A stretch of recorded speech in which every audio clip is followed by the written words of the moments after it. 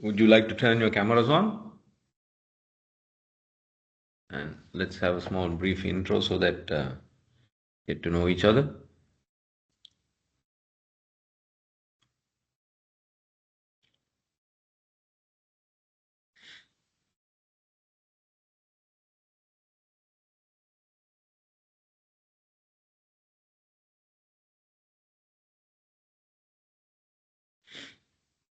Five minutes.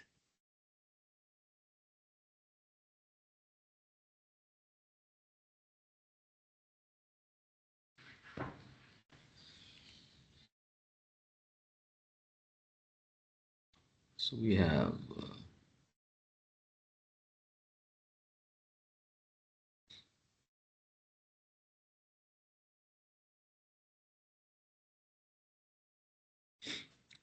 hi Indivari.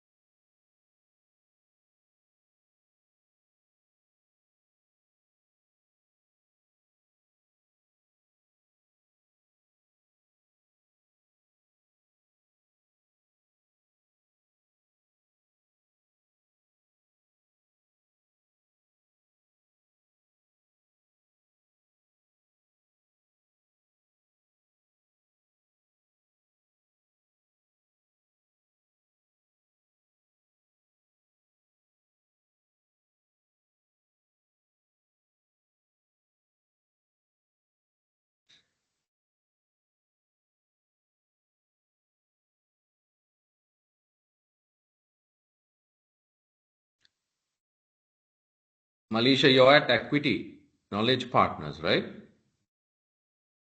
Yes, it's Roshan. All right. Okay. You can drop the Mr. Just call me Roshantha. This. Okay. So how long have you been at Equity? I joined 2024 Feb, like it's almost 2 years now.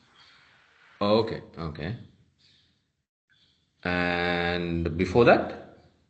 Before that, I was completing my internship in Deloitte Partners for 3 years. Okay. All right. You done your BSc in what area? Business management or financial? Accounting. My degree is business manage, Bachelor of Science in Accounting, specialty University of Sri Jayathunge.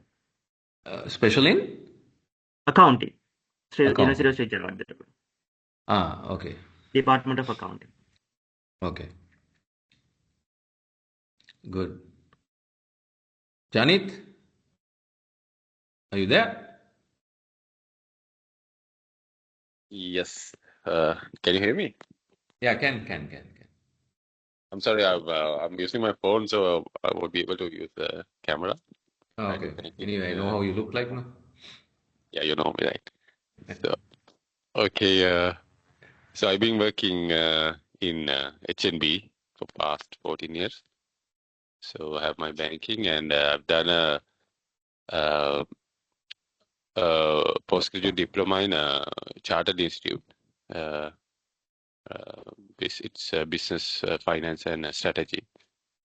Okay. After that, I started and have some other diplomas and stuff, mostly banking related. Okay.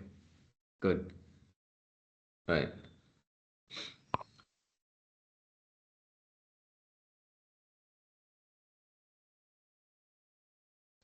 Hi, Indiori, are you online? Are you there? He might be calling the others because two others are missing. I hope none of you were affected by the floods or you're all okay? Yeah, hope. Thankfully, you also Okay. fine, right? Yeah.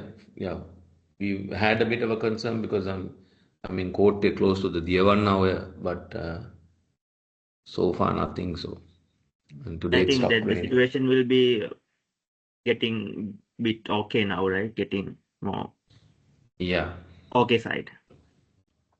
hopefully, but still the northern part of the country is under Yeah.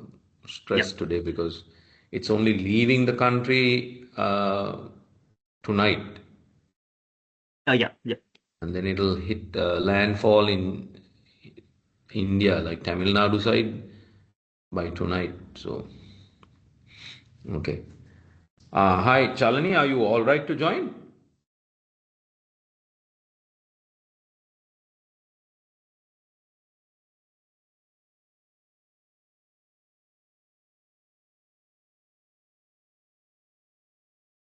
I think Chalani had some issues with the floods and everything. So,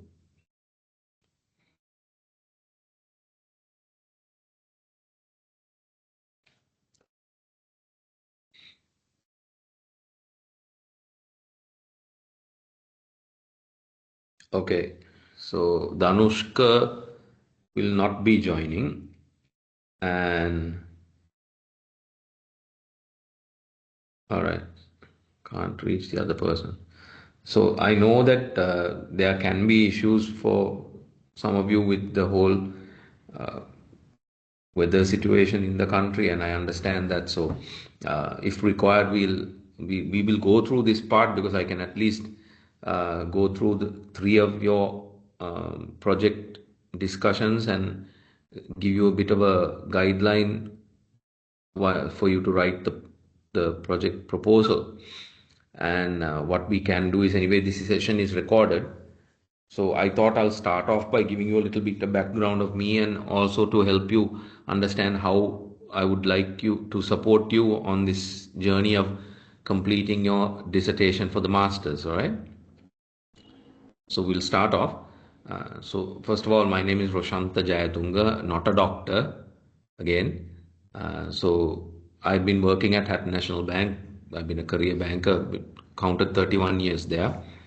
My main areas I've been in are I've worked in branch banking. I've worked at cards business also. I've been the head of cards also. I've been doing, at that time it was called electronic banking when we started in 2005. So I started off the electronic banking whole unit and the proposition in my bank in 2005. And also I've done training. I've been the head trainer at HMB, and now I'm in HR, and my main focus is HR strategy. So that's a little bit about me. I'm also a professional banker, and I've completed my MSc, like I told all of you, at Next in business psychology, though, and I graduated this year. So yours is the third banking and finance batch of cohort of students that I'm supervising, and I'd like to say that it's actually been a nice sort of experience for me to get into this and to be able to support students with their research. The way I look at it is how you should focus on this. The topic that you select and the research that you do is going to result in two things. It should change you. You should be able to say that by doing this project, by doing this research, there was a significant change for me in my way of looking at things, my life, and it would have brought about some positive impact for you. The second part is that it can be something that will help the organization you're dealing with or the industry that you're looking at. Because if you look at Sri Lanka, I know that there are a lot of academics and there is a lot of research that is done by students attached to various universities and various institutes. However, sometimes there's not much that can be said. The research is done where you can actually have an impact by sharing what your findings are with a particular organization or for the industry. So if somebody in the future can look at your research and build upon that or take that as an input for their research, that's a good outcome, I believe. As well as if what you have found out can be shared with an institute or with an organization, with a corporate, that would help them again look at things in a different perspective, learn something from what you have found out. I believe that is also a good outcome. So my advice to you is take this up, not with the intention of just getting the MSc title behind your name, but take it up with an intention to create an impact. And that way you will be guided properly in what you're doing. Okay, I hope that sounds okay. Sounds good? Yes. Yes. All right. Okay. So I think it'll be the two of you only. The other two of them are having challenges with the weather and flood situation. So we have to be mindful of that. That a lot of people are going under stress. So the recording will be there, like I said, and I will reach out, and if necessary, we can have an additional session for the other three so that they can catch up. All right. So what we'll do is I'm going to first start off by giving you an introduction to the friendly guide. Now, this friendly guide is something that has been compiled by Next, and the person who has compiled it was actually my supervisor, and I learned a hell of a lot from her. So Ruandi Pereira has done this guideline, and you would all have received it. Have you received it? It's called the Friendly Guide for Your Research Dissertation, right? And if you haven't had a look at it, my recommendation is to read that immediately. Okay? Can you see my screen? Can see. Yeah. So today what we're doing is we're discussing the research landscape and what you have put down in your research, not proposal but topic selection, and what you have decided to put into those different categories based on the workshop that we had, identifying what your business issue or opportunity is, the research question that you're trying to address, then the objective, the aim, the rationale. Okay? So then once we do that, what will happen is you're going to have another session, and that will be on the 6th of December. Again, Dr. Roshantha Nunhalla is going to conduct that. It's about research methodology, and you will have a session about using different research methods.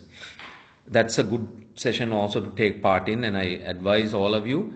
So how Next has looked at this whole dissertation for IBF, specifically for IBF, is because you're entering it with the understanding that you have a postgraduate qualification or the experience required to jump in at this level without following the full coursework, because you would have already covered the course content in your previous qualifications, either at a bachelor's level or postgraduate studies or professional certification levels.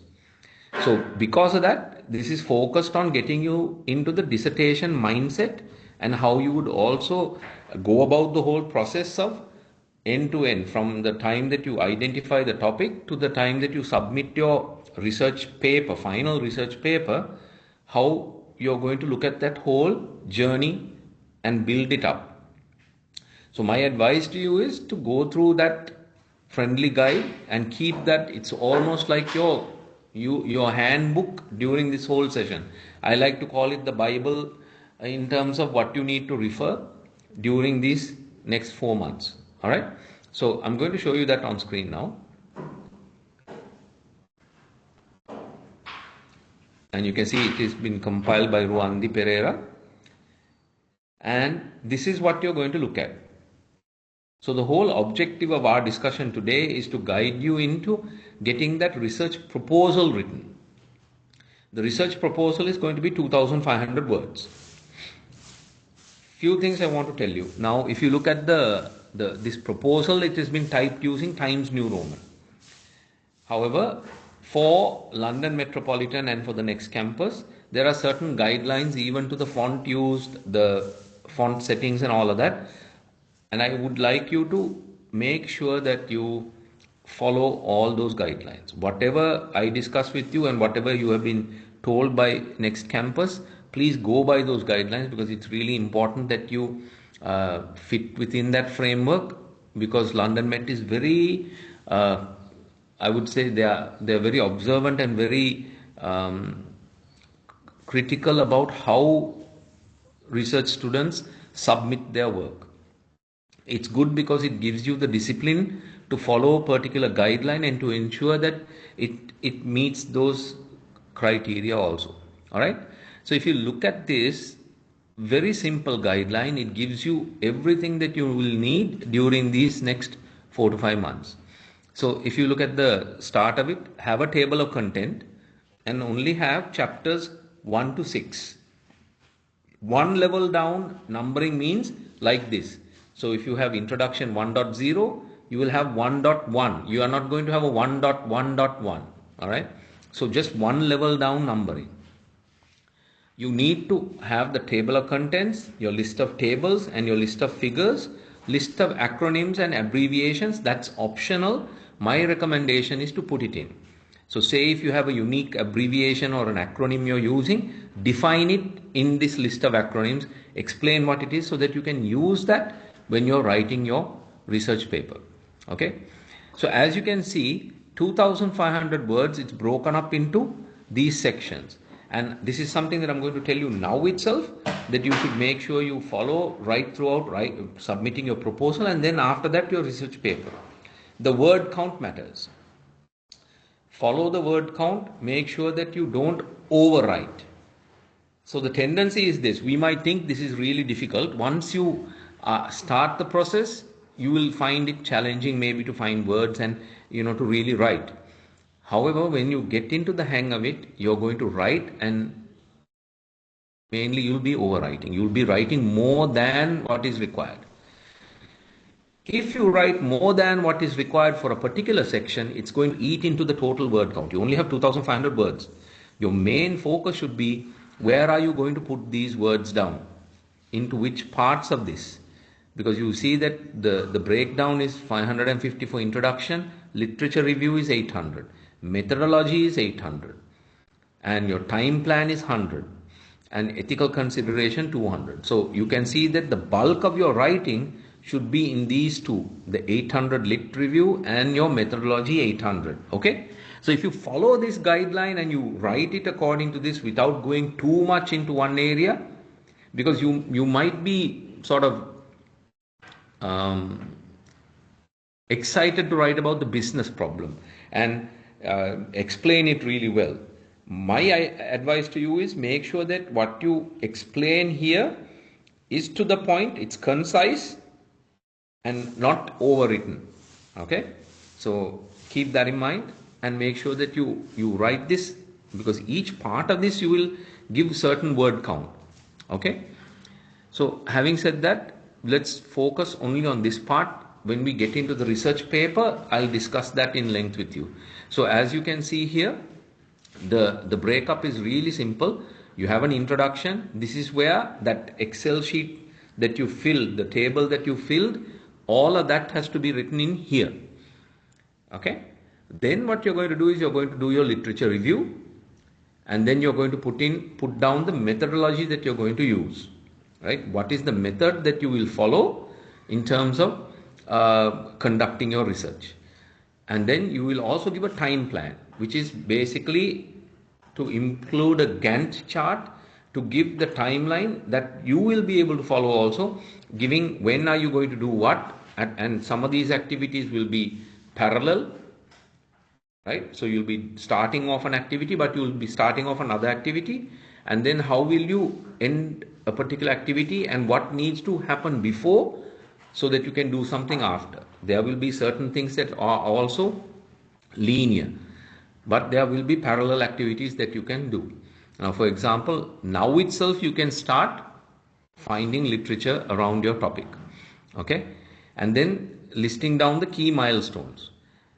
And final, here you have your ethical considerations, which is 200 words, where you acknowledge what are the ethical considerations that you need to acknowledge and make known, so that you understand that there what things that you will have to consider as you conduct your research.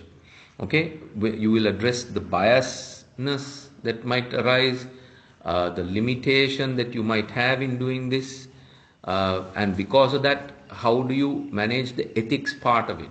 Ethics is an important part for any research student, because it shows that we have an understanding of how much of an impact we can create when we are writing this. So there can be a subjective influence that will happen, either from us or the people that are going to be part of our research analysis, how we collect the data, even how we make those decisions. So being aware of that and making it known is also an important thing.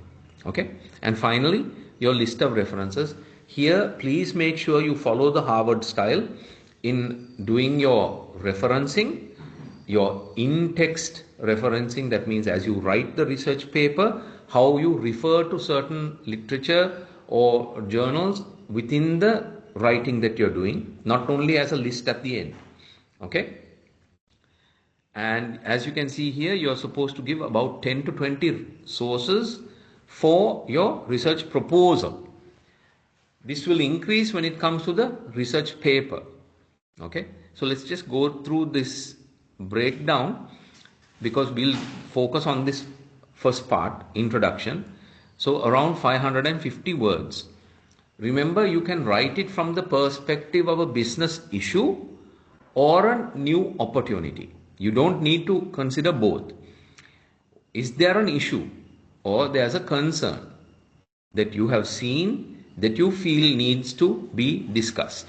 Or is there a new opportunity out there that is not being utilized, not being capitalized on, and you would like to bring the attention of people to that and showing there's something new that we can explore?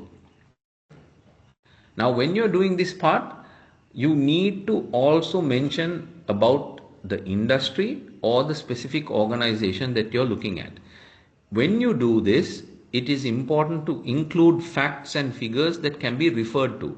So use statistical reports that are already there in the market. You can, since this is a banking and finance masters, there are several places that you can go to for statistical information. You can refer annual reports. You can refer economic research reports. You can refer central bank issued reports. They have the quarterly economic, they have the financial transactions update that they issue, the state of the economy, the economic reports that they issue. All of you have access to those because these are online public available domain documents that are there. It's important to base our research on statistical and, I would say, validated data. Okay. Remember, it doesn't have to be a bunch of words. Having a chart, a graph, table is a good way to highlight the issue. For example, you can mention in a chart or a table the current industry, what are those metrics that you're looking at. Because you're looking at a situation where you have, here is the current picture. And you're going to do a research and say, this is how we can impact this positively. All right. Always remember, if you're using internal documents, you need to get a consent from an organization. Please contact Endeavory and request for a letter addressed to the particular person in that organization that you will need to refer to get information, right?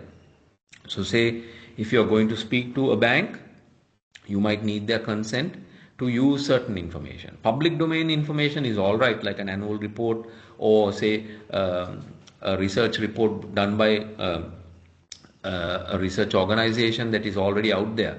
So if you use like a stock market research that is out there that has compared the banking industry, or you use central bank reports, those are all in the public domain, and even an annual report. However, there might be certain internal processes that you need to refer to, internal documents that you will refer to. For that, you need to get the consent maybe of that organization.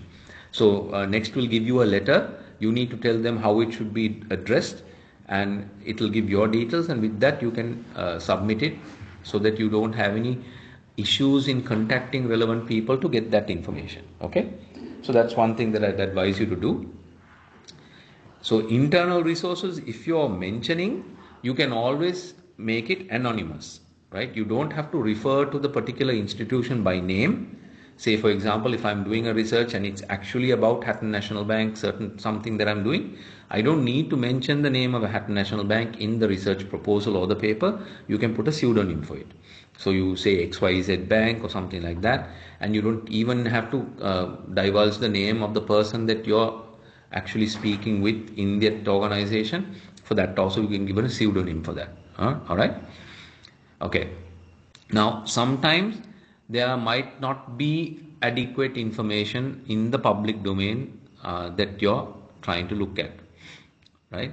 So, and sometimes there might be lack of literature, because I saw one of yours is looking at the fact that there's less literature out there on this, and that is actually the opportunity that we have.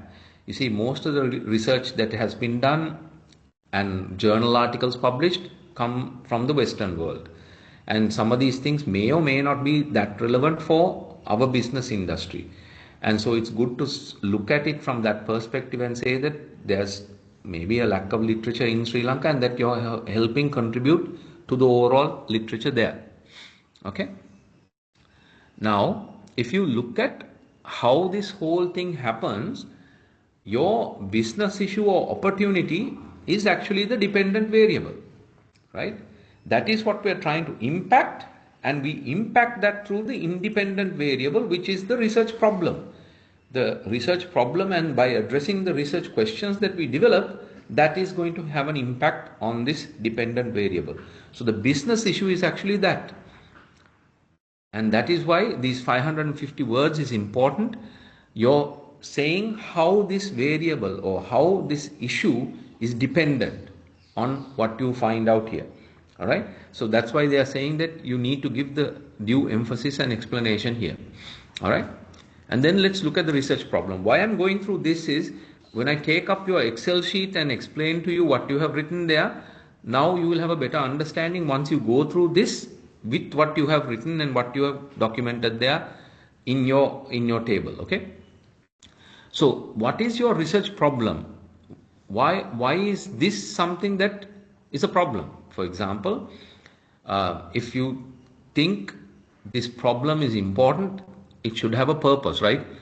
Why is this a problem? If this is not done, you will have an impact here where you're saying the research rationale.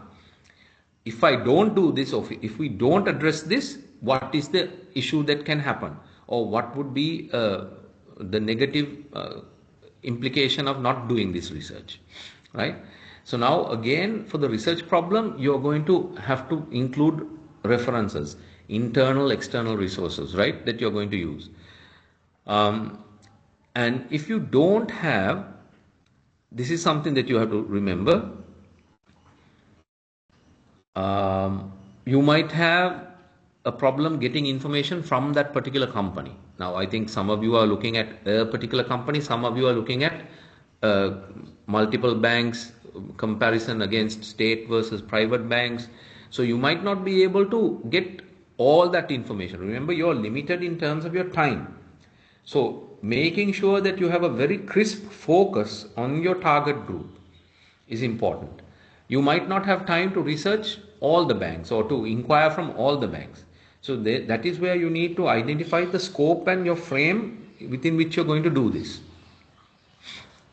Okay. So if you really look at it, your research question, it's a question.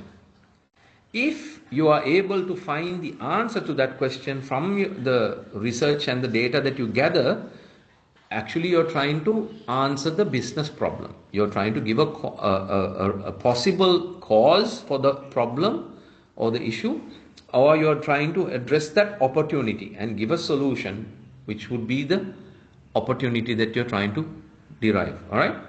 So remember that your research problem is an important one there, and then from that, how you define what are the one or two research questions that you're going to have. Why I say that is, these are going to be from your independent variable, which is your research problem, you will have sub-variables. Okay. Those sub-variables are actually the different questions that you're going to address. Okay. So if you look at your research question, give an explanation about the concept that is involved. What is that concept that deals with this particular research question? It could be a model, it could be a theory. So by doing this, this is how that research question is going to have an impact, right? And basically finding out about these sub-variables is how you're going to contribute to the overall knowledge that you're presenting about your paper, okay? And if you look at it here, it also says to focus on two variables, right? And you don't have to mention the details of the company or the industry, right? For example, look at this simple example. What is the impact of employee well-being on employee performance? It's a general statement. It's not specific to say what is the impact of employee well-being on employee performance at ABC Bank. No, it doesn't have to be like that. Keep it as a generic one, because although you are focusing this on a particular institution or organization, if when you do this research and publish your findings in the paper, it can be something that can be used for any other organization as well. All right. So then it's not specific, although you are looking at a sample population, it's not specifically meant only for that. It could be something that can be used across many different organizations. All right. Remember, write this research question well, because this is what you're going to contribute to the overall knowledge base that we are creating here. Okay. And that's why it says keep it simple, two variables. All right. Then look at your research aim.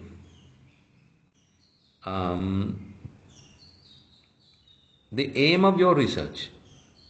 When you say research aim, what is it that you're going to do? Okay. Where will you do it? With whom are you going to do this? Basically identifying the scope of the audience, your target audience for doing this research. And if you say your research aim, the writer or the author's aim is to look at this particular group of people who are at this organization, and by doing so, what I will try to achieve is, from my report, give them something that where they can make a decision using the findings. So if you make it like that, there is an aim towards it. It's like, I would say, even in teaching, in training, there's this one question that is so important. All right.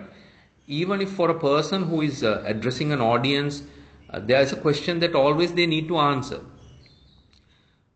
The question is, the audience will want to know, what is in it for me? Okay. How will this help me? You need to answer that question.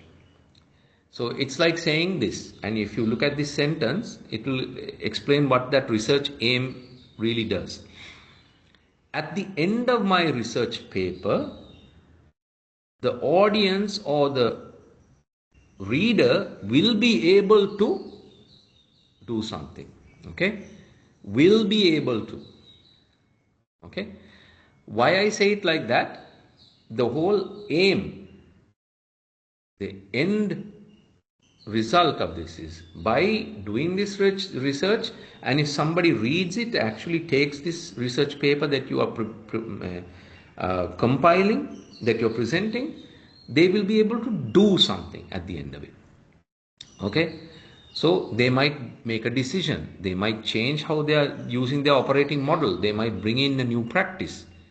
Okay. They might relook at the process, and that is what you're aiming to get done at the end by doing this research. So that research aim is a really important part that you write in. Okay. And then you look at your research objectives. Now here they say not to write too many, but give 1 to 3 research objectives. Now when you read this, you should be able to tell what you're going to do in your research journey. So my suggestion is this: your objective always starts with the word to, T-O. Okay. So when you write out your research objectives, write it as to statements. One thing that you would want to do is look at what literature is already out there. What does evidence already provide? Okay. So your first question is to look at or to review existing literature on this subject, right? That is one thing that you're going to do. That's why you write it as a to statement. Your second objective is actually going to be dealing with your variables. And what you're going to say there is you're going to explore the connection between your independent variable and your dependent variable. All right? Your third objective could be to conduct a quantitative, qualitative and data gathering for this. So you're going to collect data. The whole idea of doing this research is not just to refer literature, that is the past or what is already there. The next point that is important is trying to find out what the current state is. Okay, what is there in the real world. And see, that's the point of a master's program. You have your literature, which is historical evidence, empirical study, and then you're going to look at the real world and see what does the real world tell you. That is the data that you gather. When you compare the past empirical findings with the current data, you will then say what can be done for the future. All right. So when you analyze the data finally, you're going to give your findings, you're going to give your recommendations, which will help you take it to the future state. So you looked at the past empirical evidence, the literature that is already written in the world of knowledge. Then you're going to collect data from the current status. That is real world. So here you have academic world, now you're in the real world. So you will be talking to people, interviewing people, pushing out a survey, gathering data, and then after that analysis you're going to say, this is what the past has, this is my current findings, and here is my analysis of it and my recommendation for the future. So your objectives are three. One, look at the past. Two, look at the variables that you're presenting. What is the connection between your variable, independent variable, and your dependent variable?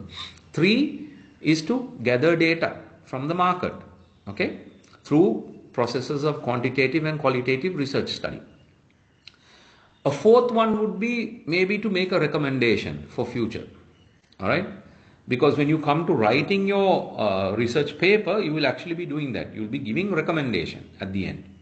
Okay, so that's 1.5. And then the final one is your research rationale. So when you say your research rationale, it's almost as if saying, if I didn't do this study, would anybody notice? All right. So what is the impact of my doing this? By not doing it, what could happen negatively? If this problem is not addressed, if this business issue is not addressed, what could be the significant negative impact? Right? That is what you have to keep in mind. I like this word significant because you see, what we do as research has a long-term effect. Okay? You have to build about the urgency. You have to say that by not addressing this issue, by not doing this research, this is the risk we are taking. This is the negative impact it will have. By doing it, here is a significant value that will be derived. Significant is based on time, always remember that. Long-term value. How long will this impact last? Okay? And then the final one is your research limitations. So when you talk about research limitations, you're actually talking about what limitations that you foresee. In your proposal, you're going to say there may be certain limitations. In gathering data, there might be a limitation of existing research in that particular subject that you're looking at. Okay? There might also be certain time constraints. Now remember, you're taking up this in November. Okay? It's going to go over the Christmas holidays into the start of the next year. So there might be certain limitations in terms of gathering data, and you need to acknowledge those things and say that these are the things that you foresee can be limitations. Okay? So here it says very clearly, you're forecasting and saying, I'm forecasting there can be these type of limitations in carrying out my research, right? So you can see here, it's very simple. They're saying, will all the literature be there? Do you have access to that? How about the respondents? Will they all actually be available? And how do you plan to overcome those issues? For example, I'll give you one certain example, and this is something where there is a lack of existing literature. Okay? If there is a lack of existing literature around a particular subject, there is a method that we use. I learned this also from Next Campus. It's called the practicum method. Practicum, as it says, it's a practical way of looking at it. If you don't have literature that you can refer to, do you have an expert, a subject matter expert that you can refer to, a practicum, a person who is an independent person, right? You're not going to use this person as part of your data gathering. Remember that. So whatever information you get from this person is not part of your data analysis. This is more like one of the foundations for building your research. So if you don't have like a journal or a economic report or something like that, maybe about the business industry, you need to find out more. Who is a practicum that you can speak to? And you document that. So you come up with a certain set of questions to find out about the industry. This could be a way of understanding the current state of the industry, or how has this industry been put together or built up to this level. Okay? And to find out more, say, about what are the current industry dynamics that are there. And so we use the practical method. I'm sorry? Yeah, good question. So could this be person, I mean, a single person, or could there be a one or two people? So it's like this. That is something that you can decide.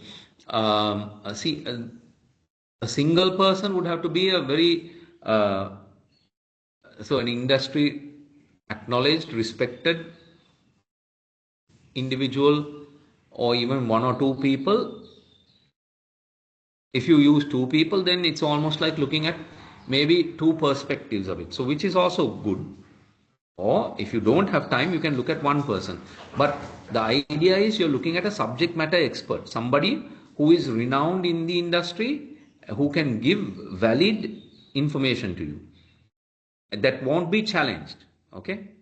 So yes, you can use one or two people, but it has to be someone who is at a senior level, identified in the industry as an expert in that area, and their word can be taken as valid.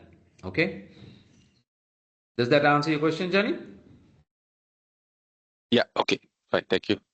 Okay, all right. So that's this part of it, right? So now I'm going to jump in to your to the Excel that you have all shared, right?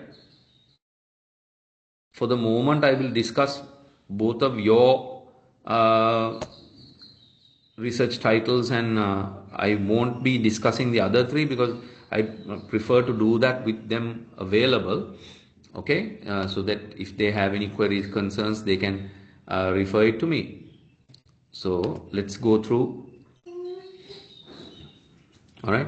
So I'll start with Malisha first. All right. Malisha, you there? Yeah. Yes. Okay. So as we see here, Malisha is doing impact of ESG performance on the relative valuation of listed banks in Sri Lanka. Now, I believe where you're coming from is at Equity Knowledge Partners, you would be doing certain research about banks, right? Yes. And the business problem that you're stating here is the problem of this research seeks to address is the lack of empirical understanding. The relative valuation. Okay. And we talk a lot about ESG, but does it actually have a premium on the valuation of an organization? Yeah. Yeah. So two parts. One is the lack of empirical evidence, right? Yeah. So my interest is like to check there. In Sri Lanka, there's no specific regulation for banks like incorporate ESG performance is mandatory still. It's their own choice. So I just wanted to check with the banks if they have incorporated proper ESG performances or ESG practices in their banks. Does their bank trade at premium with that high if the correlation is same, like if the high ESG is there, the premium is high. If there are no ESG or less ESG, if they're traded at discount rate or something. Okay, so you're looking at the stock prices also, is it? Yes. Yeah, stock prices. The company's real valuation compare with the actual trading price. Okay, so now currently for our reporting, we go by the IFRS and the SLFRS reporting guidelines, right? Yes, yes. I'm talking about the stock market share price, not the accounting reporting perspective. Okay, so but it does have an impact in terms of so you're looking at the valuation of a company and whether there's a premium on that valuation Yeah. on the stock Yes. price. However, what you're looking at is lack of That. empirical understanding of how ESG performance affects the relative valuation. Okay. Yes. Okay. So ESG performance, how it's measured. So are you looking at the SDG goals? The Yes. SDG? I checked several articles like how they are quantifying ESG performances. In a few of articles, they have used their own ESG index, like giving some ESGs like SDG goals and other ESG criteria, and they have created their own ESG index, and they have value like it's high if the score is When you above say they, who is this they? my referring articles. Ah, okay. So Okay. I also thinking to do the same, create a index like using the common ESG criteria and create a common ESG index and give a values like if they are scoring above high, I told them the ESG score is high. So then I compared if the high ESG bankers traded at what level, like premium at the market price or discount. Then I came to the conclusion that there's a connection between ESG practices and their trading prices, trading levels. Okay. So ESG practices means what they Yeah, the how ESG they practices, incorporate what with they follow ESG. and what they also report, right? Yeah, report, follow and report how they are incorporating with SDG goals and other ESG practices. Like so, it includes the corporate CSR activities as well. Right. Okay. So then you would also have to see those. How many organizations are you looking at? I think since there's a very limited number of listed bank in Sri Lanka, like around 25, so all are listed, so I can easily find the annual reports from the internet. So my intention is to cover all corporate all listed commercial banks. That's All my scope. listed commercial banks on the stock exchange. Yeah, all commercial banks are listed anyways. So Yeah. so that's my initial plan. Like I can discuss with you and fine tune. Yeah, so my only question there is based on the time allocated for the overall research paper. Mm-hmm. Now, you're going to do quantitative and qualitative, or how is it going to be? Have you made a decision Yeah, on the that? ESG sides, it's be more qualitative because there's a no quantified like numbers. But my intention is how if I get qualitative approach, I go to the qualitative approach. Sorry, quantitative approach. My main intention is ESG, like my independent variable is that ESG performance to being quantifying anyways. How build a ESG index and get a numbers. Yeah, so So, here sorry you're to saying interrupt. is, yeah, go ahead, Jani. What is ESG? Economic, social, Economic, and social, governance. and governance. All right. Okay. Thank you. So see how it works is all banks now they actually subscribe to the UN development. UNDP has something called Sustainable Development Goals. Goals, yeah, there are 17 goals. Yeah, and the 17 goals they are looked at every year, and there Mm. are certain metrics for each of those goals, how you Yes, yes. achieve. Yeah. Out of So, 17, like some companies, like there's a way deviation. Like in some bank do like complete like do some activities for entire 17 goals. Some are specific for focus for some specific goals. So that's what my intention to is the investor is when they are investing in a bank, if they are checking their ESG practices to before invested how they invest that's replicate how they trade at a discounted or premium rate. So that's my intention is investors really when they're going to invest in a bank, uh, that investor keen on ESG practice of the bank. So that's the okay. major intention. So you're going to look at now. My only concern is that now when you're looking at all 25, Yeah, yeah, now for your research, when I said quantitative and qualitative, are yeah. you going to collect data through a survey or through an interview process or both? uh,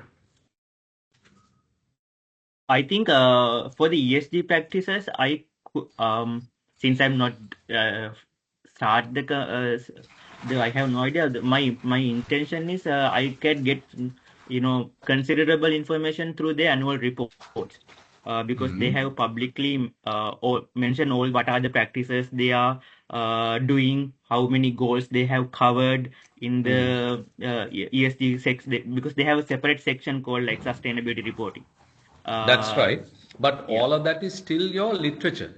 That is your reference point of past, right? So Mm-hmm. data gathering should be what you're collecting from the real world now, right? So when you do the whole idea about doing this is, are you okay? So if you look at yours,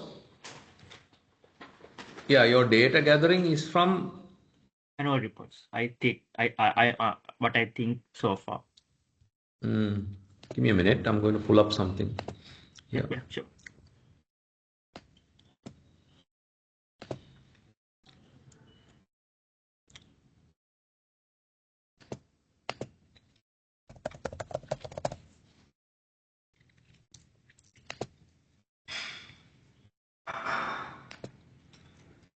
I'm jumping ahead a bit, but because I see something that we might need to.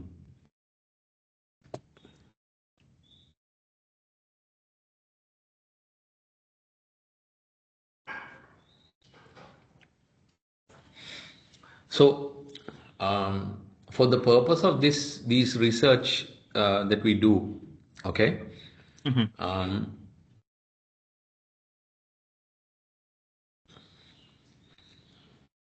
one thing that we are looking at here is how the student will gather data in the market. Now, if you're going to go only on annual report data and looking at that, That's the data finding that you're taking from. So you're doing like an empirical research study, right? So you're going to compare empirical evidence and analyze that. Okay. Yes. Now that is something that it's good, but you're looking at, that's not qualitative, that's quantitative data that is there, published data that is there. Sorry, something happening in the house. That is published data that is there, that's empirical evidence that is already there. Mm-hmm. Right? Yeah. Now, how you can bring an aspect of, okay, you're saying that this is, let's see again here. The research, is there a significant, this bloody thing is in the way.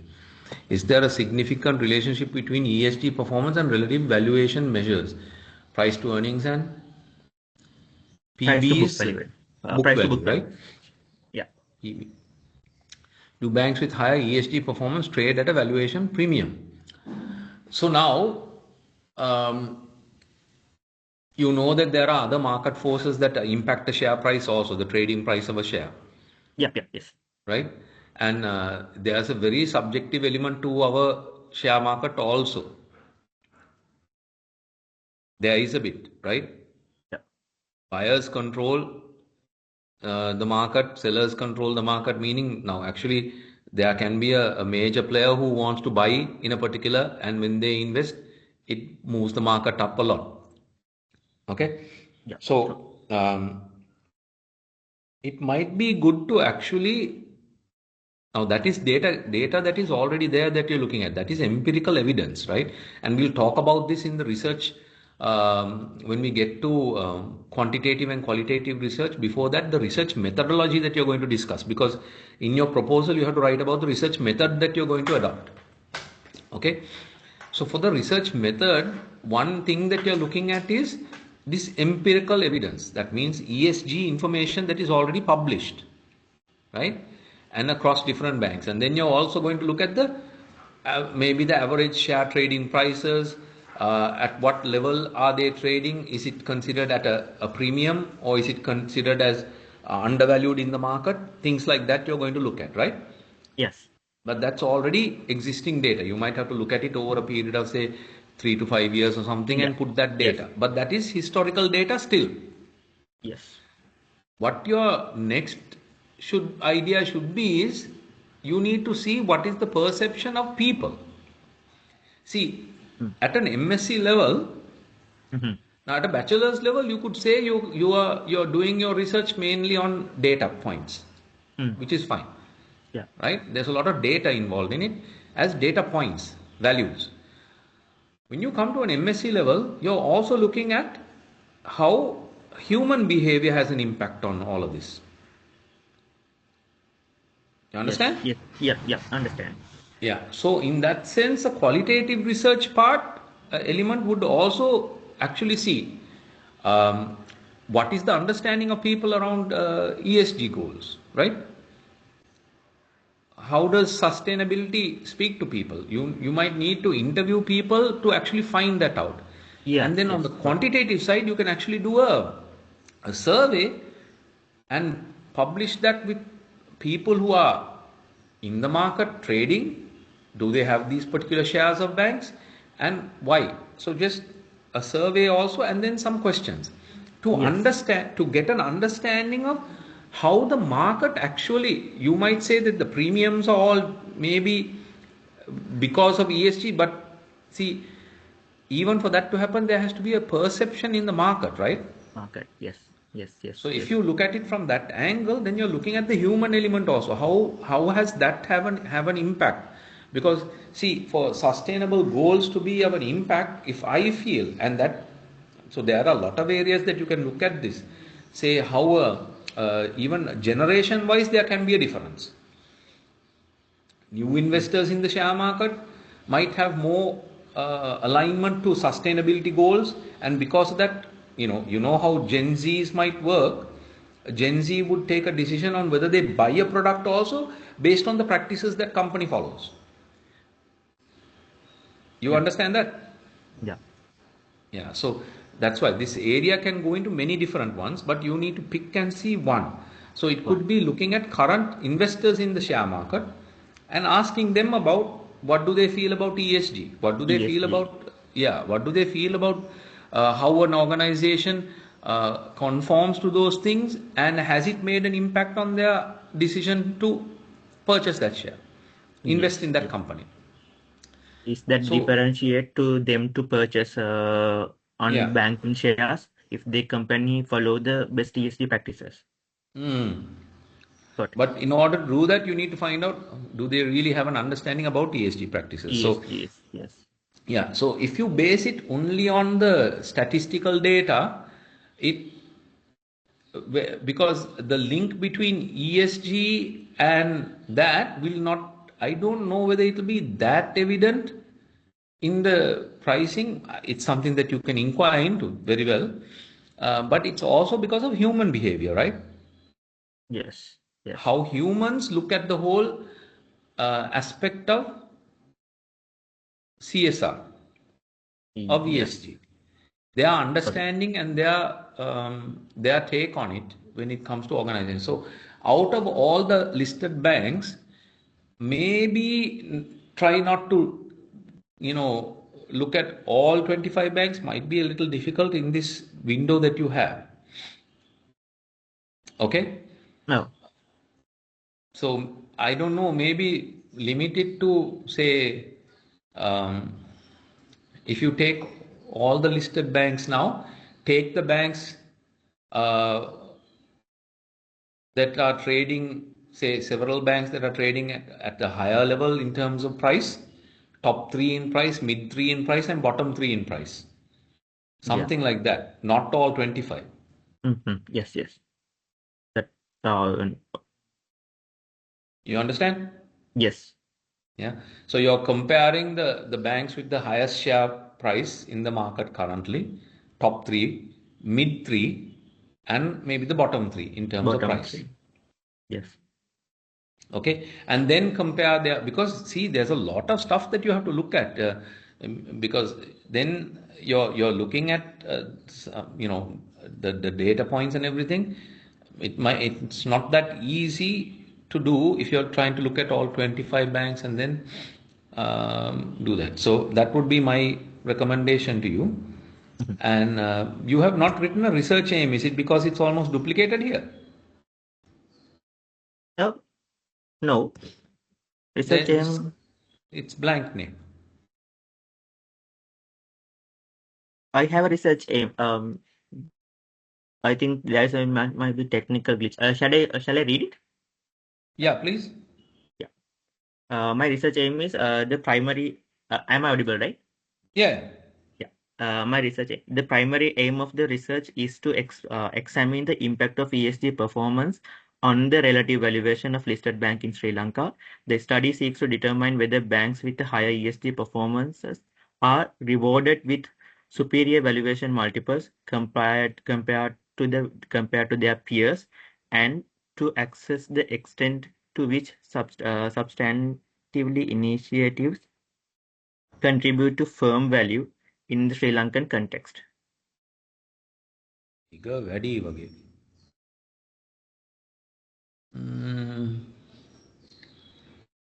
The same thing like as objective. You have to, it can't be the same thing as the objective. Like the aim is actually, if you look at that friendly guide, okay? If you look at the friendly guide, what is your research aim? That's why I went through those steps, and I believe that's what you should also do. So give me a minute. I'm going to put that up on the screen again. Yes.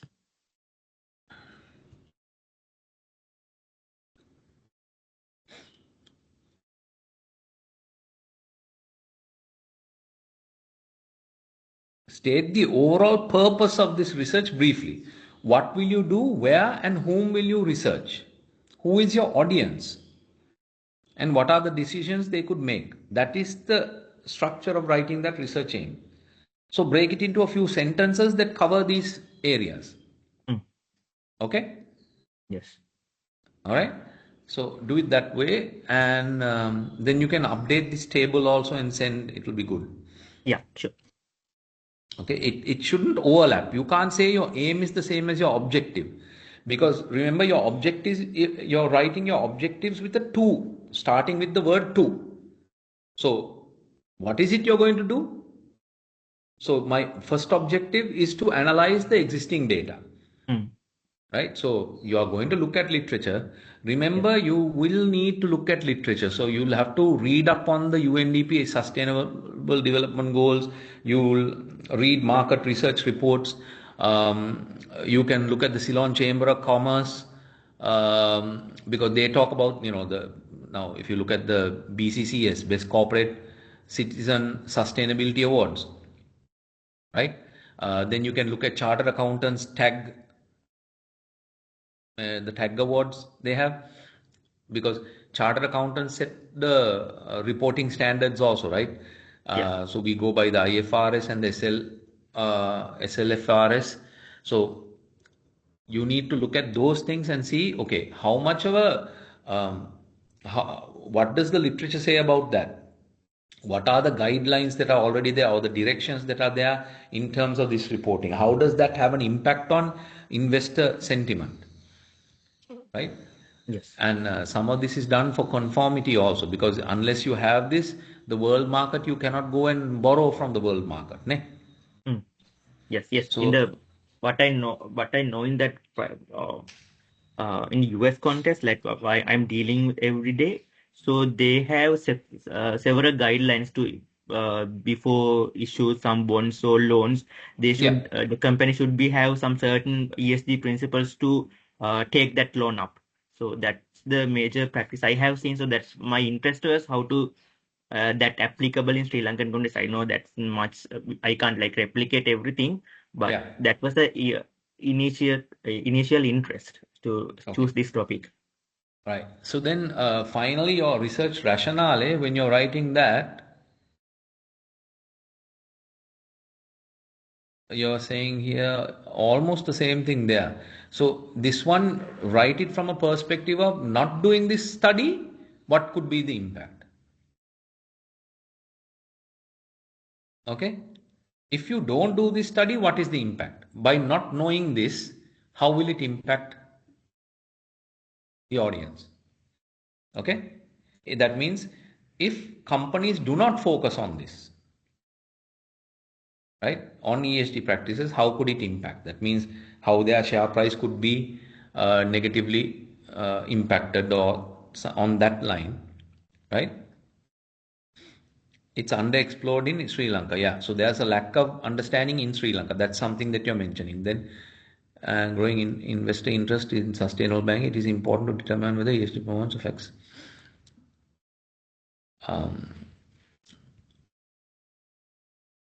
Right. And so the rationale is this: if organizations are not focused on ESG, it can have a negative impact on their valuation in the market. Right? Alicia, you get that? Sorry, I was muted. Yes, yes. Yeah. So the other point is, if they don't do this, then their access to foreign borrowing funds, bonds, and things like that can also be impacted. So you're writing it from that. By not doing, say, it's like this. You're technically what you're saying is, if this is not done, this is the impact it's going to have. So write it in that perspective.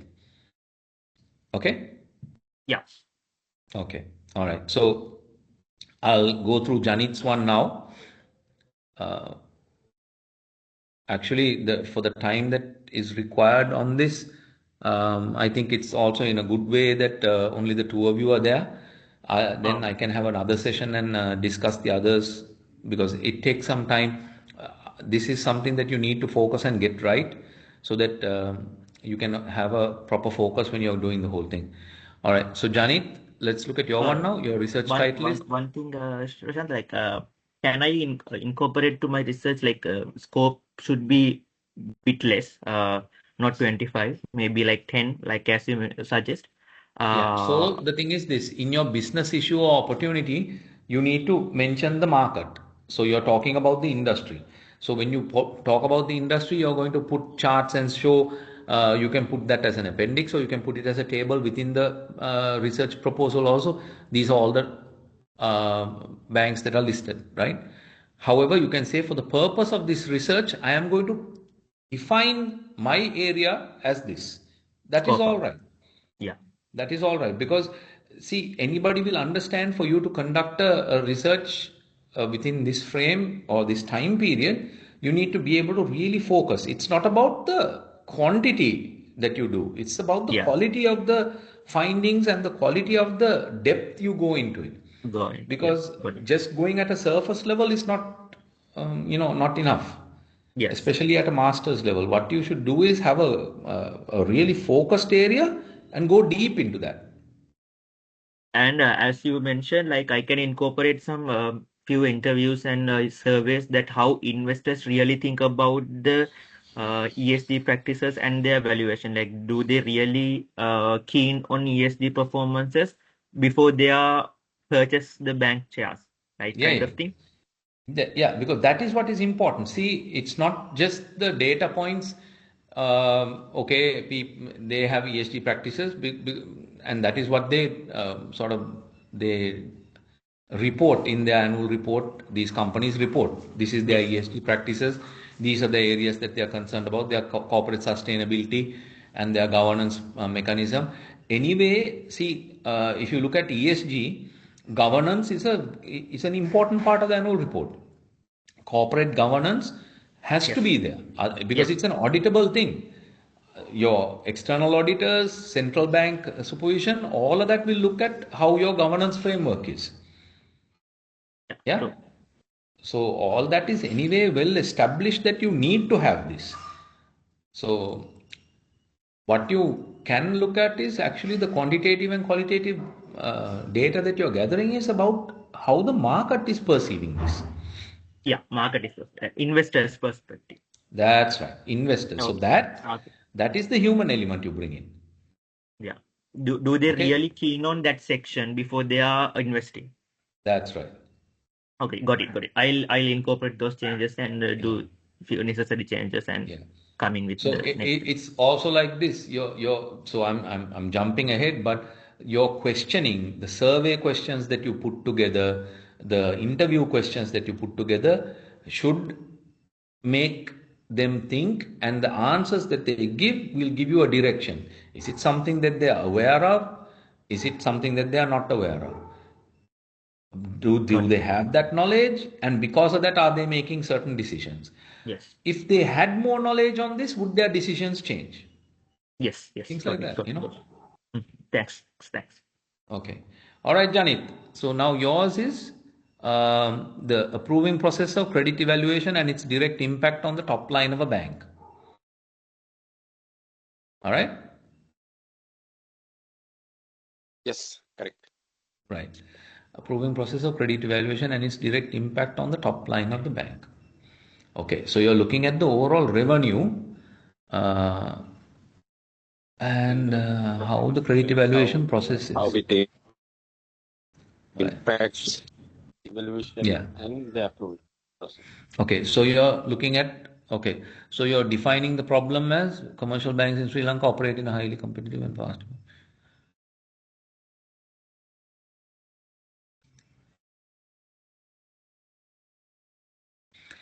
Right.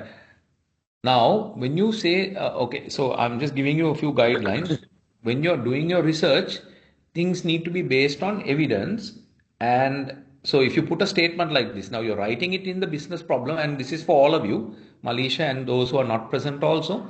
So when you put down something and you're saying that, this is a concern or this is something, you need to have something that backs, gives a backing for that or gives substantiates that. So how you do that is by providing the reference points. So again, here when you say, I'm giving this as an example, despite this, many banks continue to struggle with inefficiencies in their credit evaluation and approval process. Says who? Who says that? Are you going by something that is your perception of the market, or is My it my per, something? my perception. That's right. So then it needs to be it needs to be something that is backed by certain evidence. So when you say this, commercial banks operate in a highly competitive and fast evolving financial environment where lending remains a primary driver. Despite this, how you can refine this is by saying something like banks may struggle, okay? Banks may struggle to drive revenue if there are inefficiencies in their credit evaluation and approval process. You understand what I'm saying? Yes, correct. Harald? So what I You can't, because I tell this to every group, like I don't know why I use that example, but it's a very hard hitting example. See, we can't be like a Donald Trump. All right? So the nuance there is, he would say, many people have said this, I've heard this from so many people, but there's no data to back it. Never is. All right? So we can't be like that. As a research student, when we put out a sentence even, it has to be something that is backed by either the past or what we are showing as data. Then only there's an authenticity and a validity to what we say. So instead of saying it this way, you can say that banks may struggle. Because if you don't have a proper process in place, it can impede your results. It can have inefficiencies in the evaluation process. And that is what you're curious to learn about. Yeah, because in a highly competitive market, it's important to make quick decisions. But if your processes don't support a quick decision, it can lead to this type of loss of revenue. Okay, right? So write it in that angle without saying many banks, because without looking at the data, we don't know. And we can't say that as an issue. Yes, it's a common thing that can happen to anybody. If you have a lot of red tape, you will not be able to achieve the ultimate goal quicker and efficiently. Right?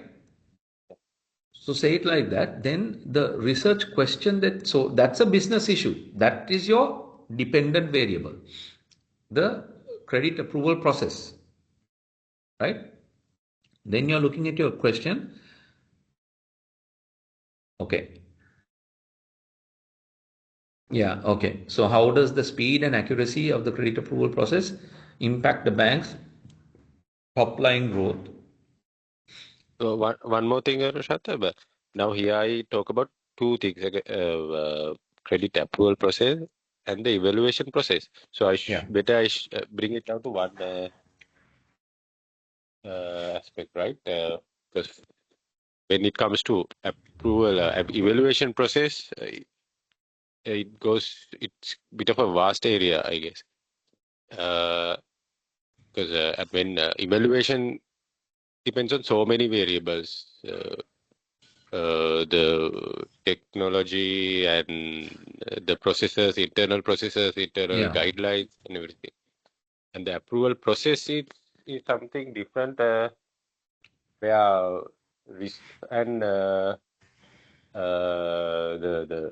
how the approvers think their perception on a particular customer or the facility. So So now, if you, so that's a good question. Now, if you look at it, then lending remains the primary driver of revenue. Many banks continue to struggle with inefficiency in the credit evaluation approval process. Now, at what level are you going to look at it? Is it overall credit approval process in an organization? Because in a bank, credit approval happens in different stages. There can be the retail lending, and there you have the SME, mid-market, and corporate banking lending. Correct. So then the approval processes are different in all those. There can be some pre-approved processes at retail level, right? So when you have pre-approved processes, the decision making is faster because there's a framework, and if that person fits into that frame, you can approve the facility. Um, where it's more subjective and where there's more analysis involved is at the SME, mid-market and corporate level. So are you focusing on the total credit approval process, which is a vast area? It might be too much to look at. Yeah, now my experience is with the corporate Then why not process. define it like that? The approving process of corporate facilities and its direct impact on the top line of a bank. Okay. Yeah. And what I thought was my intention was to give a more like a holistic solution. Yeah, So it can but the be thing is, the nature of the approvals are different, when you come yeah. to Yes. say Yes. retail versus corporate. Okay. Yeah. Because when you're saying approving process, that's decision making, right? Hmm. So how much of decision making is human centric versus how much of it is automated? Correct. Because say at retail level there can be more pre-approved and automated approvals than at a corporate level, so then it's two different things, Okay. Understood. right? So you're not going to look at credit evaluation, you're only looking at credit approval, right? Yeah. So in that also having two research questions is important, good, rather than having only one. But you don't have to have a lot of research questions. Like I explained to Malisha also, having two. So then it should be something around the approval process. You're looking at speed and accuracy. So if you were to look at approval process here, what are the elements that would impact it? Now, these are the independent variables. Dependent variable is the growth in top line, right? The growth in top line of a bank in terms of lending, right? So your research question or the independent variables, you're looking at speed and accuracy of the credit approval process. So speed and accuracy, that means efficiencies. That looks at process. Okay? Yeah. Then effective credit, that looks at knowledge. You see, you're looking at two things: efficiency, Yeah. doing things right, that is speed and accuracy. Less time, less mistake. Neither. Yeah. That is one area is doing things right, efficiency. The other one is effectiveness. Effectiveness is about the decision that is made in the approval process, making that decision. So what is the impact of effectiveness? Do the right thing. It's a choice. Yeah. So for me to make a choice, what are the things that will have an impact on me? You to make a choice, your knowledge on that particular industry or Exactly. particular product. My knowledge. What else? And the past experience and the guidelines that you deal with or So the there you go. Those are your independent variables then. You see? So you have one set of variables which is talking about efficiency, another set talking about the effectiveness. Doing things right and do the right thing. Harda. yeah. So think on those lines, because then you're looking at the approval process So only, the so not about the credit evaluation process. hmm. Because actually now if These you're are looking very at the very credit, I'm sorry? qualitative. So these are very qualitative, right? Uh, So one is, no, it's qualitative plus quantitative also. So you can capture quantitative metrics also here. Now, see, if you're looking at the credit approval process deals with efficiency. hmm. Either the it deals with efficiency. So you can, whether it's the credit evaluation and the approval process, there's a impact of efficiency as well as effectiveness. Neither. When you talk about a process, it's about time and neither. Time, basically the TAT. Time and accuracy, it's TAT. Then when you talk about the evaluation, that is where your knowledge, your credit skills, your experience, all that comes in.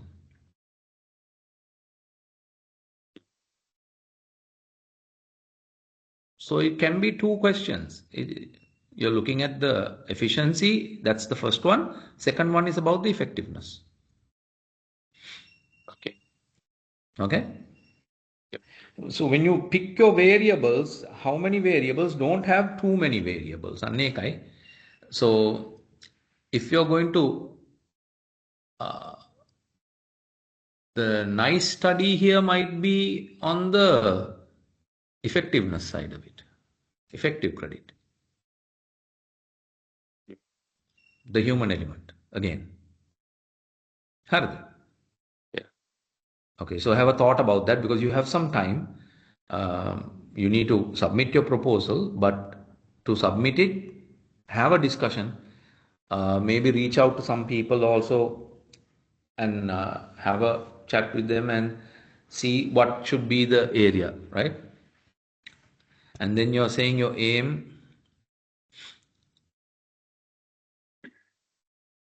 See, now this is all about the process. So this is all about improving the process. This is process improvement. So this is looking at that efficiency thing. Time and accuracy. Nil.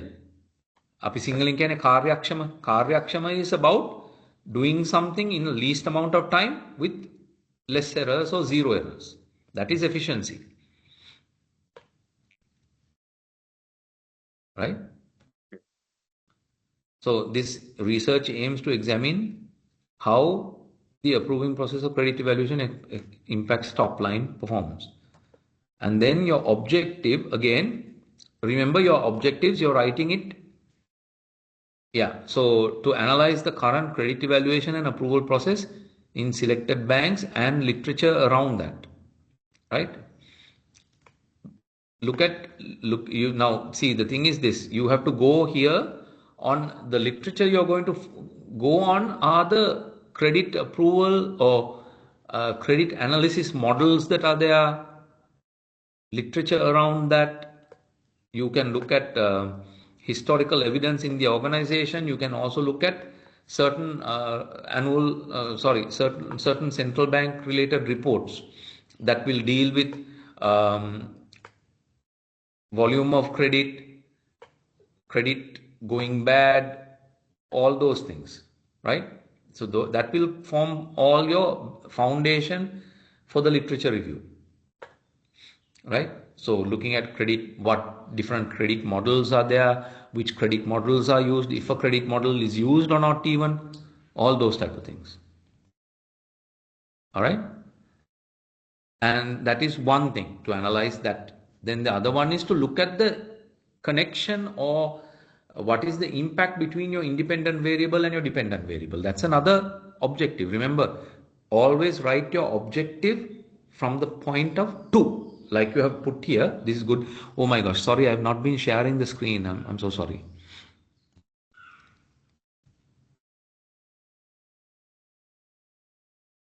Apologies.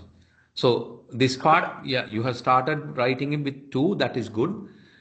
And the first one is always about to examine the literature or the current practices that are there in selected banks. How many banks are you going to look at here? Trying to look at least 4 main banks. Yeah, you won't have time to do more than that. So, like I told Malish also, keep that in a framework, okay? So, what you can now in the business opportunity or the business issue, you can look at, you compare these 4 banks, their loan portfolio and their growth in loan portfolio over a period of 3 to 5 years, you can show that data. And one more thing, now, with my experience, I think that some major banks, or the banks that we consider big, must be having certain policies and regulations and internal controls, right? To maybe to drag the process further, right? But some smaller banks are quite efficient in getting things approved. So is it okay if I get mix of that, or just you stick can with? say. So there are two sides to it.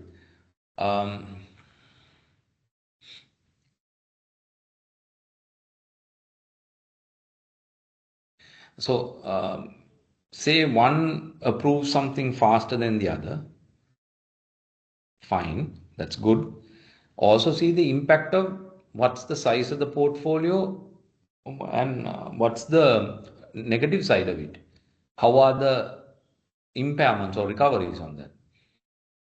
So no point in my approving loans fast if on the other side everything is going into impairment. Yeah. So that's something also that you can look at when you're looking at the data points. When you're building the case and showing the industry and the business, that chapter is where you include all that information. Okay, and then you're saying, okay, this is the information out there already. This is the data that is there, and when you look at it, right? So is there a connection between this and this, and how does it impact that?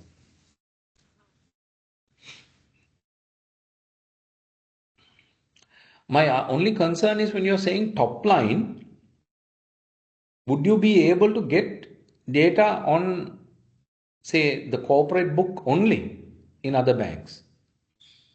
In all banks that you're looking at? Yeah, the income data is available because normally it shows, most of the annual report shows that this is the retail sector, this is income generated from retail sector, or it is from the corporate. Okay. That percentage is there mostly. At Okay. least if we don't have numbers, that percentage is there. All right. All right. So then that's one thing that you're going to look at. BP. Okay. So I have a little bit more time before I have to wind up. So we'll go through your other parts and see now. What do we have here?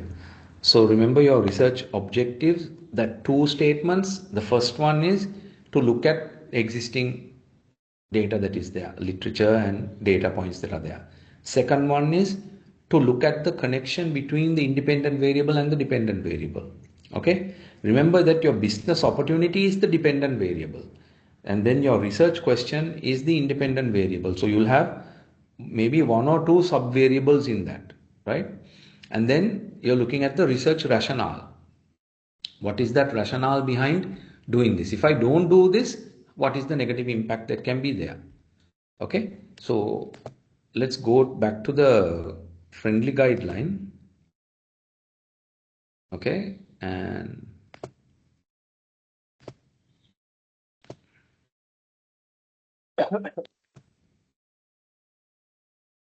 okay, so I discussed that introduction part. Okay, now when you look at the literature review, all right, you need to make an introduction into variable 1 and variable 2. So your variable here, when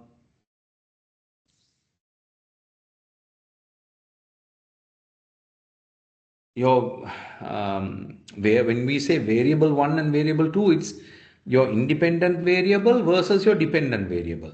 So introduction to variable 1 is your dependent variable. Variable 2 is your independent variable. Okay, so discuss it on that line. So here the variable would be the dependent variable would be the top line, the income. Yeah. Right. And remember that you have to put in-text referencing, right? For all of you, it's really important, whatever points that you're mentioning, there's in-text referencing. So in-text referencing means you refer a particular journal article or literature or a statistical report within the paragraph itself. You're not saying things without a proper academic backing or market industry backing, right? You're exploring literature. So don't limit your research to industry related literature, rather adopt a more open view. Find out what has been previously studied in this area. So when you're looking at this, don't look only at the industry related. That means now, Malaysia, that's why I said, like, not look at only the statistical reports and the, say, if you look at annual reports and market research reports, all of those things, that's industry. But what does the literature say about that? Literature is research that has been done where data has been collected and analyzed, right? So you will have different types of literature that you're going to look at. You will have the literature that has actually been based on studies, where data has been analyzed and there's a finding that is written about it. That's one type of literature you have. Another type of literature can be just where a concept is put forward but no data has been collected. Okay? There are articles like that also. So a concept is put forward, the full thing is fleshed out, however, there has not been any data collected from the real world. But the concept has been developed. A third one can be, even there are people who are writing reviews on literature. So that type of article is also available where a person has actually reviewed existing literature. So you might actually find central bankers who have researched about existing literature and written about that. So that's a good way to find articles also. If you go to central bank, some of the central bankers at higher positions for their doctoral thesis have done that sort of work also. So they would have done their own research papers as well as they would review other existing literature. So those are two things. They, in their doctoral thesis, they will be looking at their own concept and researching data, but as a part of their whole process also they will be reviewing existing literature. So that's another area where you can find information. So remember your economic research reports and certain data you can look at for Janit, the credit bureau, right? There are Yeah. there are research done there. Yeah. For Malaysia, of course, there are, I mean, my advice to you is now, since you're working for equity research partners, do not limit yourself to what your own organization says about the market, because that is again a bias. So you have to look at other players also in the market and what they say. All right. Then your variable 2, again like that. And when you're discussing it, you're going to discuss the two concepts together, which means you're going to say this, what is the impact that this can have on this? Has that been discussed before? Right? And there's a connection, or is there a connection? Has that been presented before? That's what you're trying to say when you're discussing the independent variable and the dependent variable. And finally, your conclusion that you write, 2.4, is about the gaps that are there. If something has not been actually looked at, this is where you can come up and say, okay, from what you have read, what you have understood, I see there is a gap in this area. Looking at that gap will have a benefit. That's what you're trying to do from this. Okay. Have they, did they do a session on the Saunders research onion?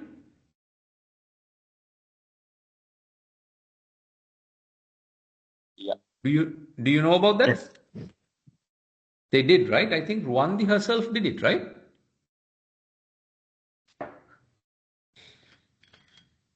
Had the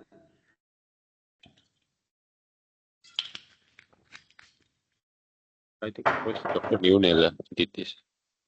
Who did it? Dr. Neunhaller. Yeah. Okay. As long as it has been done, because see, and this is what this the research methodology, this tells your approach to using Saunders research onion. So you have to discuss the philosophical choice up to the time horizon. Philosophical choices are in the, maybe I should show you the research onion. You have seen what I'm talking about, right? I hope.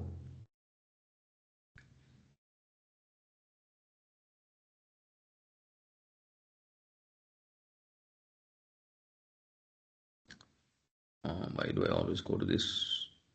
Here we are.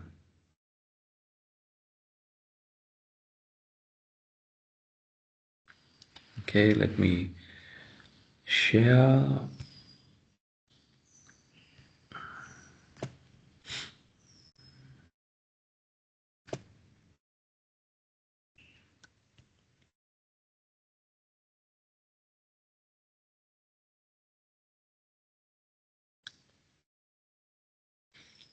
This is what we call Saunders et al. It's a group of people that developed this.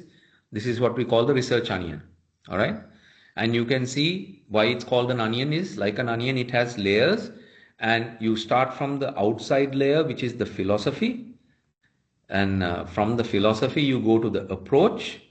You go to the next one is your methodological choices, the strategy you're going to use to collect the data, and finally the time horizon.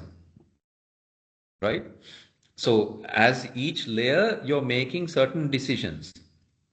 So based on the research onion, you're going to discuss very briefly the choices that you made. You're not going to define these terms, right? This is not about saying what is positivism or what is critical realism or interpretism. You're going to discuss why you made certain choices.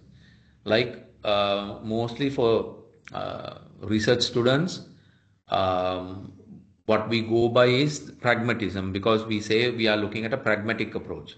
Yes, there is literature and there is data, and there's something that I'm going to take from that. But I also look at the pragmatic approach of saying that there can be data points that are revealed to me as I analyze or as I collect data in the market, in the field. And so the pragmatic approach is using a mix of both of that, right? And one is deduction, abduction, and induction. So when you look at deduction and induction, normally what we say is deducing something is you read something and then based on that you're deducing something. So that means you read something and you build a case or you build a concept. Induction is you get or you gather data and then from that data you build a theory. So one side is you read what is already there and based on that you come up with a framework and then you test it by gathering data. Other way, induction is you first gather the data and then by analyzing the data you're building a theory. So we use a bit of both. We are using deductive and inductive. Why? Deductive is where we are going to the literature, we are going to the market data that is already there, the journal or papers or economic research or annual reports. So that is empirical evidence that is already there, and based on that we are building a theory. We are also going to the market and doing a quantitative study and a qualitative study and gathering data, and from that also then we are testing a theory. Okay, and so then the next one is what method are you going to use? The methodological choice. Your method is determined by a few things. There are too many variables here. Maybe I'll go to a simpler one. This might be a little too. There's a simpler research onion. I thought I'll take this one, but seems to me that might be easier to look at a simpler version. These drawings are readily available on the internet, so you can take this. But when you look at it, remember that you have to present. Sorry. You have to present this citing the resource, the source of it properly. Okay, So this is Saunders Research Onion. If you go to this particular site, you can read this and have a good understanding, because this is something that I found very easy to refer to also. It gives a good explanation for this. So we were looking at the strategies that we are going to use. This is the approach. So the strategies are, is it an experiment? We are not doing an experiment. It's not a scientific lab experiment, but you're using surveys. You are going to have a quantitative survey. Then you're going to use grounded theory. Grounded theory means you're looking at literature theory that is there and using that as the basis for your approach, the strategy that you're using. Okay. I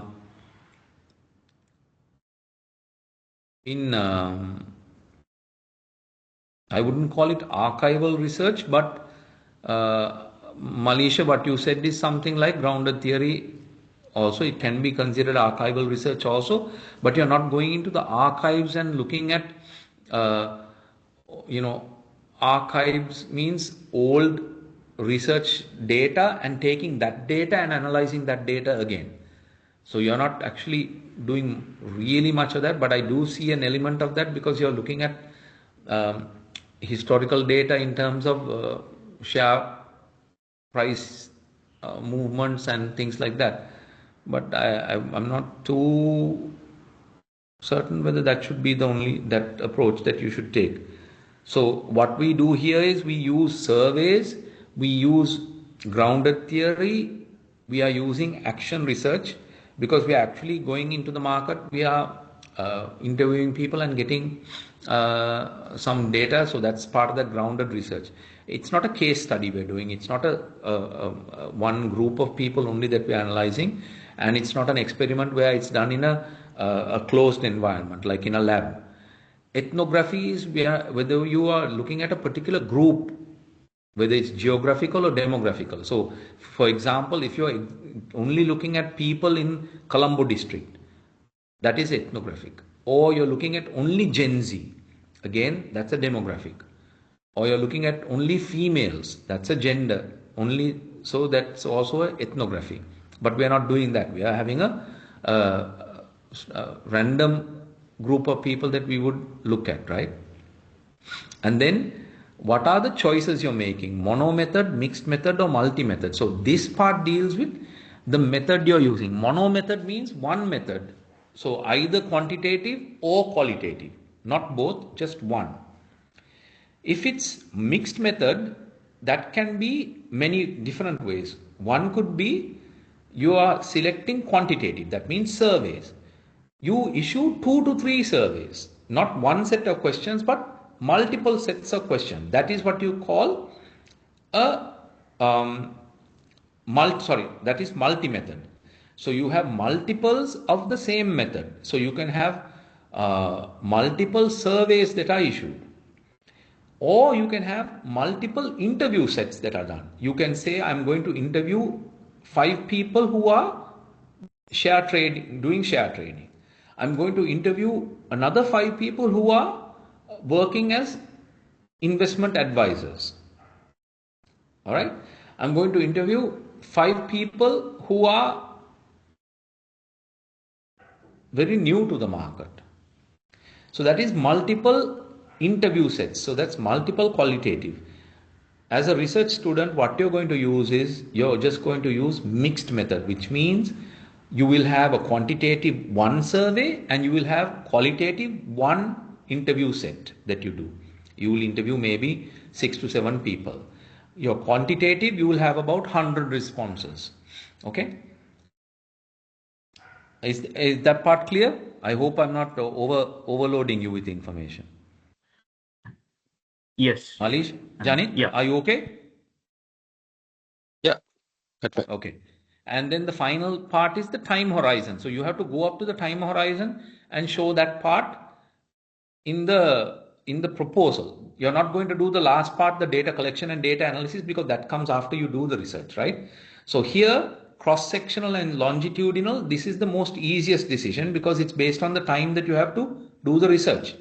You are limited by the number of months that you have to submit the research paper. Hence, it's always going to be a cross-sectional. You're taking a point in time, a cut in time, and at that point in time, doing the analysis. The other way would be longitudinal, which means over a longer period. So that you're looking at one group of people over a significant period, maybe a 5-year span or 10-year span. That is longitudinal, right? So what we're doing is cross-sectional. So as you discuss this in your chapter, right? We'll go back to the the friendly guide. As you discuss this in your chapter,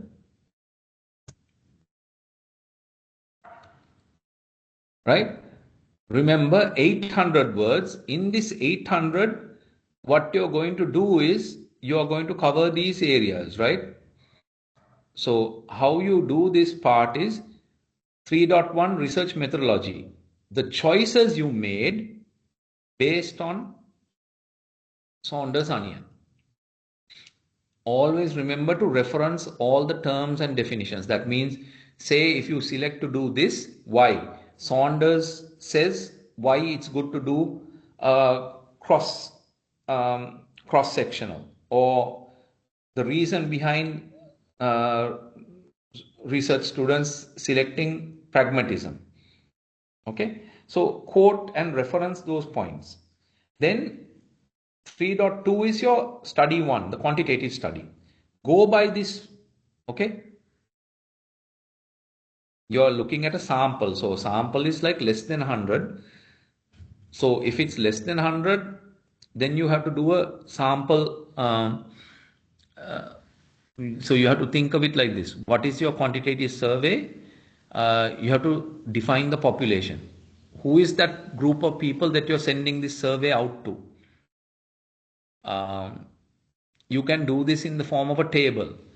Go by gender, experience, age, where are they working, things like that. Anything that would have an impact on this study. What's their professional or academic qualifications they have, right? And things like that, that will sort of draw a picture of that group of people that you're sending this survey to. Then think whether you are planning a census. That means a census is if the population is less than 100 people, or whether you want to do a sample-based study. Then you don't have to discuss sampling if it's a census, but for this purpose, you are advised to do about 100, sending the questionnaire out to about 100 or more people. And then you decide how you're doing that sampling. Is it random stratified sampling that you're using, or are you doing a selective process? So that's what you need to discuss there. And then if it's a census and it's a small group, then you can actually present it in a table. This is the group of people that you're sending this questionnaire to. Then you're using probability sampling. If you can do that frame, otherwise you're going to use random sampling, then you're going to say that, right? What we're going to do is we normally use quota sampling. So you're going to take say a group of people. Now, for example, Malaysia, if you're going to interview people, you might have to interview few people from the market itself who are dealing in shares, people who are working in sustainability areas in the banks, so things like that, right? And how are you going to do the interviews? So I think there's a small mix here. Interview methods is not here. Interview method is part of the qualitative. I think they have mixed up. Yeah, because this interview means actually part of qualitative. So the survey, what's the form you're going to use? Are you going to use a printed form and hand out sheets, or are you going to use Google form or MS form, something like that? And how are you going to structure your survey? Is it going to be like a paper form or MS form, and then how are you going to make it available to them, right? And then in what language, the structure of it, components, how you break it into. The first one could be getting the demographic data of the person. Second part could be focusing on the independent variable. Third part could be focusing on the dependent variable, like that. And remember that you should have at least three to five questions per variable, right? Try to keep it to about maximum of 30 questions to altogether. That means collecting the demographic data of the person plus the variable questions, maximum about 30 questions, right?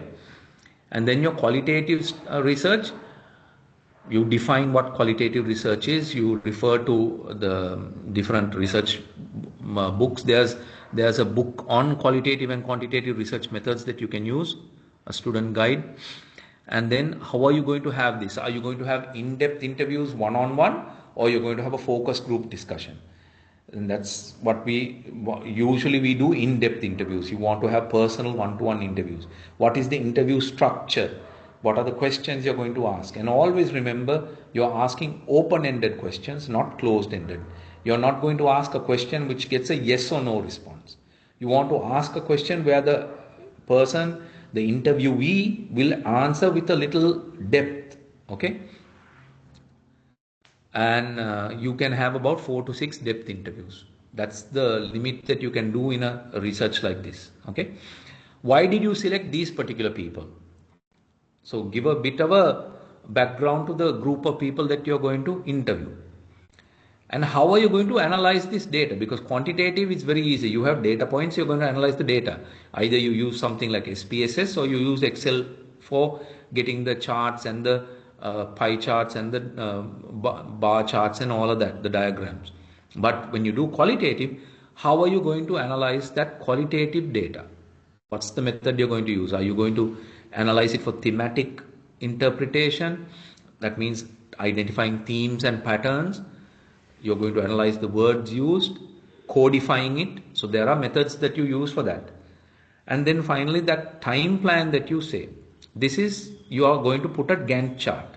So the Gantt chart can be part of the appendix, or you can bring it into the, you can actually bring it in here itself and show the Gantt chart if it's too large.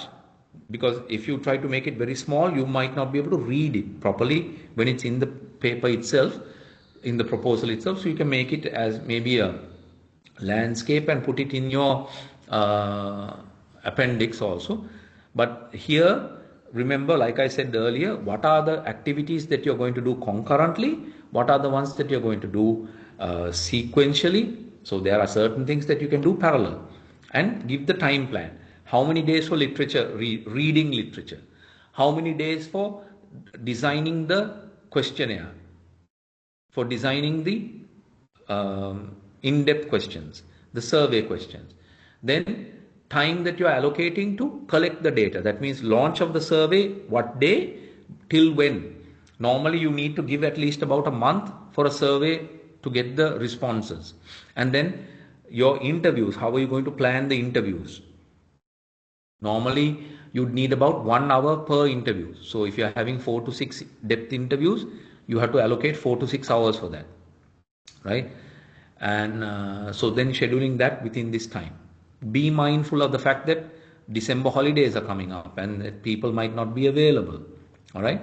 So plan those activities. So once you do the designing of your once you submit your research proposal, that's also part of the Gantt chart. Then getting the feedback. Then I can do these activities parallel. Designing my survey, designing the in-depth questions, launch of the survey. Then while the survey is being launched and I'm waiting for the data to come in, I can do my literature review further. I can review literature. I can take down points that I'm going to discuss, right? And then you do those activities parallel. And then what are the project timeline commentary that you're going to give? Remember, like I said, there can be a risk, time overrun. Have you allocated adequate time just in case of some contingencies? Say a person you wanted to interview, suddenly falls sick and is not available, do you have an alternate? Or do you have enough time allocated to interview that person later? Can you reschedule? Okay, there can be people who are on leave, might be difficult to contact them. So things like that. Sometimes surveys, giving a paper question might be a challenge. Online on a Google form or an MS form may be easier. But there might be people you want to interact with directly, give the questionnaire and give them time. Then, are you doing a test? So once you develop your survey questionnaire, you need to say how much time it will take to answer it. So you can run a pilot with about 5 people, give the questionnaire and ask them to complete it. Get the time that it takes so that you can include that when you're sending out the questionnaire to the larger population. Okay. So these are the things that you are going to look at in the time plan, right? Remember to include a Gantt chart. Then finally, the ethical considerations that you're going to put in. How will you uphold the ethics? By maintaining anonymity, making people know that you're going to use this only for this, you're going to get their consent for the interviews. If you record the interview, the depth interview, getting their consent for the recording, then saying how you're going to store the data that you collect, giving them the right to withdraw. Although you send the survey to Roshantha, Roshantha might decide, I am not going to participate. So then you give them that option. You have the right to refuse, even though I am sending this to you, you may not submit your responses. Okay? And then where you're going to store the data and how you are going to delete it, the process of deleting personal information after that. Another thing that I have to mention here, since now the PDPA has been launched, Personal Data Protection Act is in force, you need to mention that. Okay, please do mention that, and that you're guided by that. Any personal information will not be gathered. You're not going to take names, mobile numbers, things like that. In the survey, that is really important. And even in the in-depth interviews that you do, although you interview the person, their identity will be kept anonymous. You're not going to refer to the person by name or designation even, or organization. It's not relevant. Okay. So giving that anonymity and assurance that you're going to protect their data is important. Finally, I said finally 3 times now. List of references. Here, put in the references that you're going to use. Remember, 10 to 20 sources means you need to have reference points for each of these areas. For the introduction, that means the data that you're getting from the industry or from that organization. The rationale. What are the research that is already out there, the literature that you can refer to, the rationale. And then the literature review. What are the key literature that you're going to take into this whole research? So there might be some key documents that you need to have. You can list out those, outline that and talk about that. Refer those and put it out in the list of references. And then the methodology, referring to Saunders, and there's another one that you can refer, Creswell. Okay, Creswell is another person that you can refer to, Creswell. J. Creswell and Creswell, they talk about research methodology. Okay, quantitative and qualitative research.